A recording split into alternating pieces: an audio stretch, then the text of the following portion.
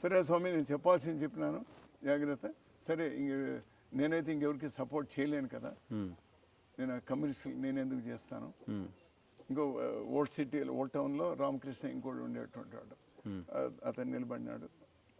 నీకేముంటుంది పో అని చెప్పు. అక్కడ అమీర్ సాబ్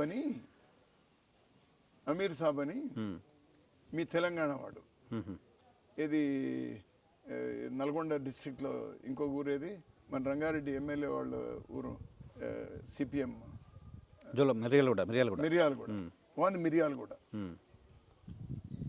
వాడు వచ్చి ఇక్కడ చేరినాడు. వాడు అక్కడ ఉన్నాడు. వాడు ఒక మంచి friend.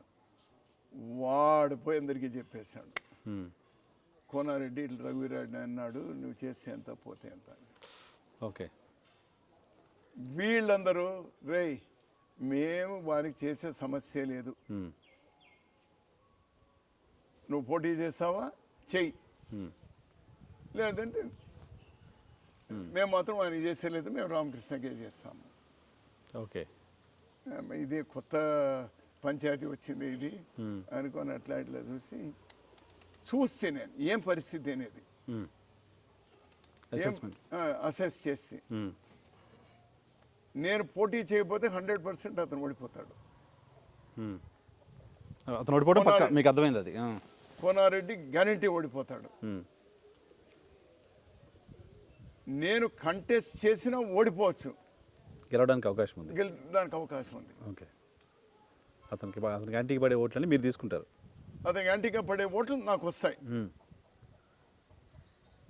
So Reddy non Reddy అనేటువంటి దానిలో అవి కూడా కొంత వస్తాయి. అంతకు మించి ఈ ఓట్లు డివైడ్ కావడము, యాంటీ కోనారెడ్డి ఓట్లు ఇది రావడంతో నాకు ఇతనికి అవకాశం వచ్చే అవకాశం కూడా ఉంది. గెలవచ్చు, గెలిచే అవకాశం ఉంది.